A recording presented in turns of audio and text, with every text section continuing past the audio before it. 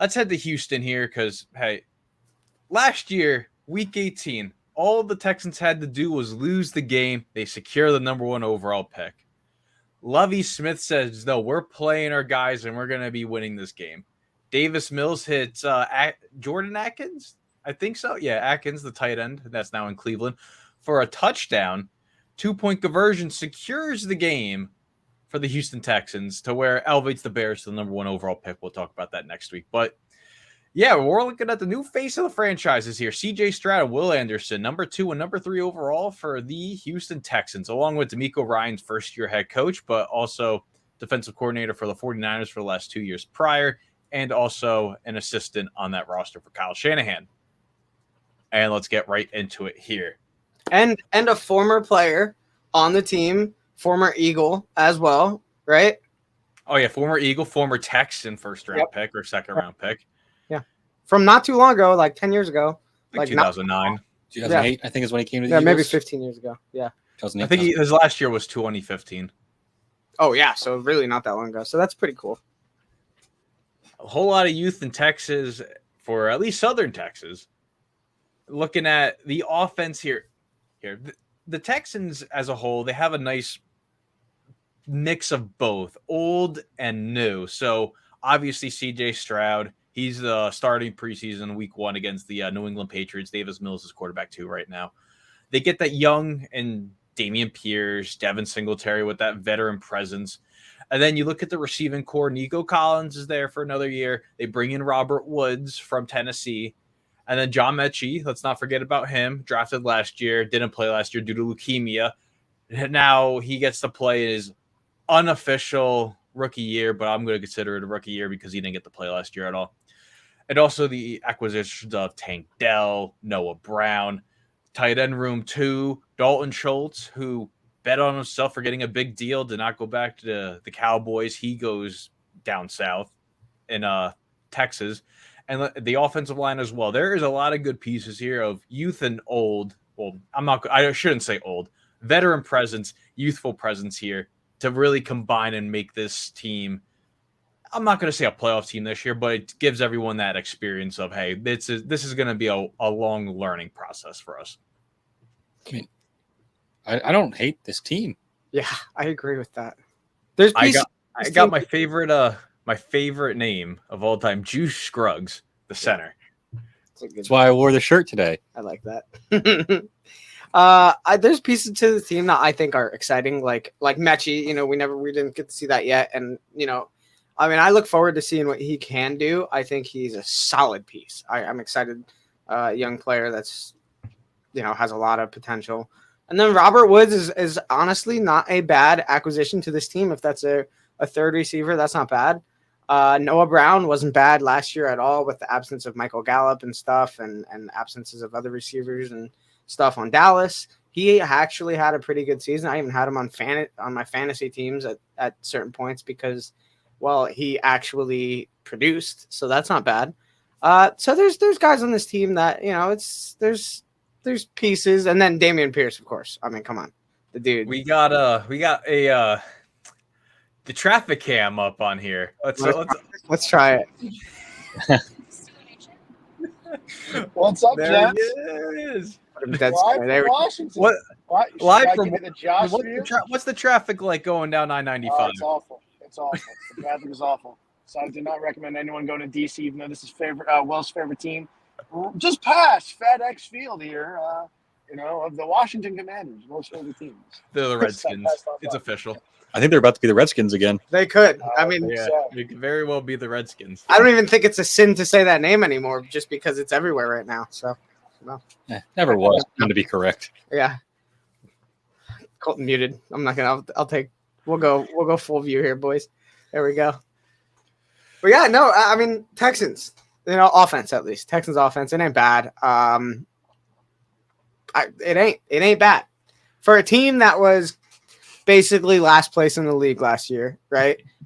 I am not upset with the roster on offense whatsoever. And they also got 3.5 wins in division, which is a lot better than some other teams in this league too. For being that bad. We didn't really touch on this, but let me show this real quick. Yeah, they're 3-13-1 last year, and they were 3-2-1 in the division. They had 3.5 wins the whole season, and all of them were in division. So I think that's kind of cool.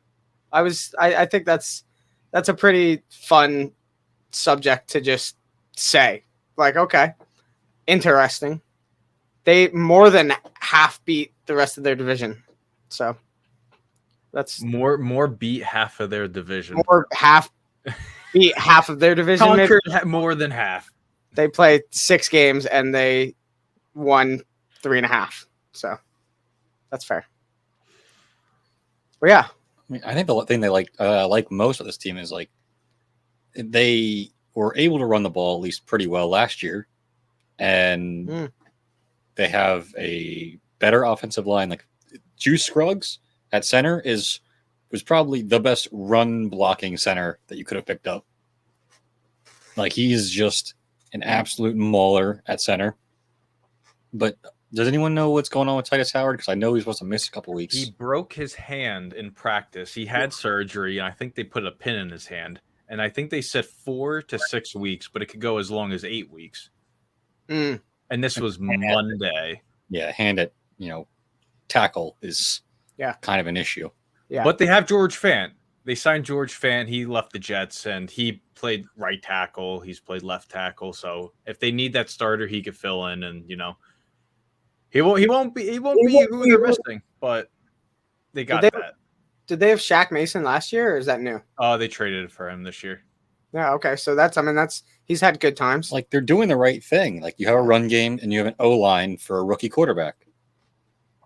And a second-year running back who has a ton of promise. Yeah, honestly, what more can you ask for a team that was essentially last place last year? You really can't. I cannot criticize anything this team's done this offseason. I can only praise it, and they're on the right path. They're doing their rookie quarterback a little bit of a service with this offense. Like it's solid. It's solid. I mean, people forget how good Mechie was in college. Like he got overshadowed a little bit by Jameson Williams, but he was a dude. I think Mechie. I'm excited. Like an all-around good player. Like he would block at receiver as well. I was saying it's huge that they're getting Mechie back. Yeah, The fact they're going to have him and Nico Collins as your 2 weapons is It's very solid. And then you got Robert Woods as like the third guy, which is like I don't. Still a lot better than what's going on in New York, boys. It's a fact. You want to let's move on to some defense here, huh? Yeah, let's look at the defensive side. So they trade away another one from the. No, they trade their one next year to move up to 3. It was a whole confusing thing. The Cardinals trade back to 12, where the Browns pick was that the Texans had from the Watson trade. They move back up to I still can't understand this. I think there's a first and a second missing at some point for the Texans, but when does it happen? I have no idea. But on defense, that veteran presence, they bring in Sheldon Rankins, Denzel Perryman, Steven Nelson from Philly, Jimmy Ward from the Niners. So they got a captain who knows DeMeco Ryans' defense, and they mix it with the youth. Derek Stingley, second year, Jalen Petrie, stud, second year, Will Anderson. We know what he's going to be doing, and he's going to be a game wrecker, and also a mix of who they have already had on this team, Jonathan Greenard, and just all this other company too. I can't hate this defense. I really can't. It's just right. It's just right. I can't think of the other word. They like their Alabama guys, huh? SEC. Like Roll Tide. Henry 2-0. Like I liked him coming out of the draft as well. I didn't even know they had him. It's 2020. That's the official like pronunciation of his name. I think that's it. I think 2020. You might have to have that pronunciation game at some point because that'll be fun. This secondary is kind of nice. You just said them all: Desmond King, Stingley, Jimmy Ward. That addition's pretty huge. And Petrie. And you look at the depth too. I mean, Shaquille Griffin, who was at 2 years ago one of the biggest cornerback acquisitions for free agency, he's out of Jacksonville. He goes to Houston here. It's really not a bad secondary. And you got Denzel Perryman, a dude that a veteran player, longtime Charger. He's been bouncing around the league. I think he was a Panther at one point too. He definitely was. But this is solid. Like, this team is put together at least a little bit now. You can put this team on a field and compete, and I like that. I like that they went from last year's, like, hey, we couldn't win a game out of our division. We were last place, essentially. And now there's a competing team on the field every Sunday now. That's solid, man. That's, like, really, what more could you ask for out of this team from last season, off season, and going into this season? I'm happy. If I was a Texans fan, I'm happy with what's going on. I mean, 4 years removed? Well, 2019 was the last time they made the playoffs, where they had that game against the Bills, and then they had that historic lead on the Chiefs, and then blew it all, and that was kind of the end of the Texans as we once saw for the 2010s. And think about top to bottom. What a different team now. Like just different top to bottom. Not even close.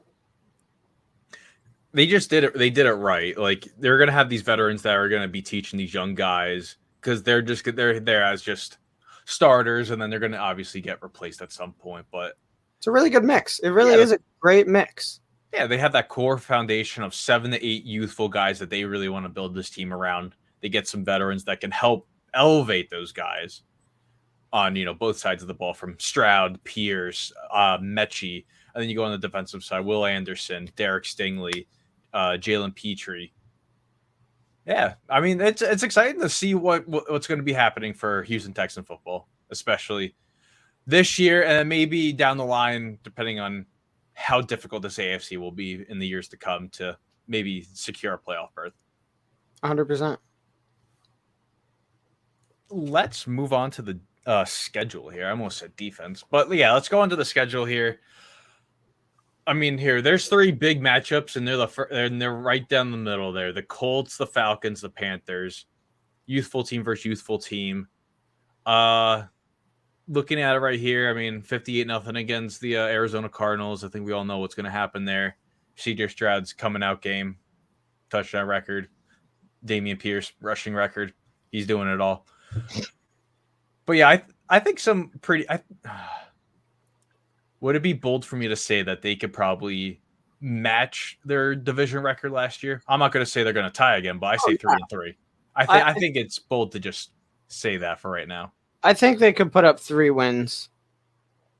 I mean, depending on how many division games they steal, they could be on the bubble for the division. It's true.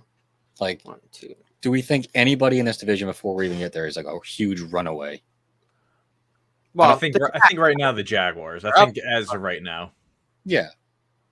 So if they steal 1 or 2 from the Jags, which they with a run game you can steal a game from anybody. Mm-hmm.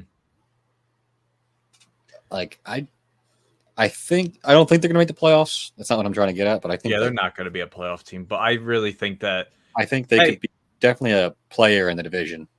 Look at that. Look at from weeks 12 to 18. No NFC. There's those teams that can be fighting for a playoff spot, and they could be that home wrecker where, hey, you're on the verge of making the playoffs now. We're beat you, and then they can honestly kick the other team out. I mean, they could be ending their season after the bye with a winning record going into next year. I put them at 7 to 9 wins. So yeah, I mean, like, that's just right around 500. I was thinking 6. Yeah, I was thinking 6. Maybe you could go as high as 8. They have all that just nice juice there for the Texans. It's a lot of wins there, Dom. You're giving those Houston Texans a lot of props, man. Wow. 9 wins as a max? Woof. As a max. That's Woof. like absolute, they're cooking. But I'm with Will around 7 here.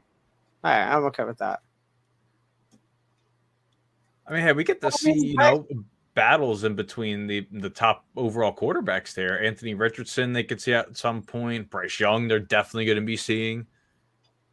It's exciting. It's an exciting time for the Texans. It's not a playoff berth this year, but down the line, they're going to be it's exciting, especially what they've done with the roster. And I know they're not finished yet, but they still got that last one. It blows my mind. It blows my mind that week 8 is a noon game. How do you have Bryce Young? No, these. Oh, yeah, it's. Well, I mean, you got. How do you have the first and second guy at a noon game, bro? Because it's Houston and Carolina. I get that. Yeah, but you got 2 top 10. Because you're going to have the Cowboys there regardless. Yeah, the Cowboys are your 425 team always for Fox. They're not going by. Oh, hey, if the away team's in NFC, they're Fox. Like it's each network gets like a pick of the games. I think that's a sucky decision. If it was week 1, I think it'd be a 4:00 game. If it was week 1, but I want a 4:00 game. I feel like that should be a night game. I mean, no one wants to see the Texans on a 4:00 game. Like I don't. I want to see like, oh, hey, I want to watch the Lions because they're excited. I want to see the Bills. I want to see like exciting teams at the 4:00 hour. To me, it's just like, hey, for the next however many years, is a story not going to be? Should be a Thursday night game, if anything. Amen, dude. Amen. It should be a under the lights game.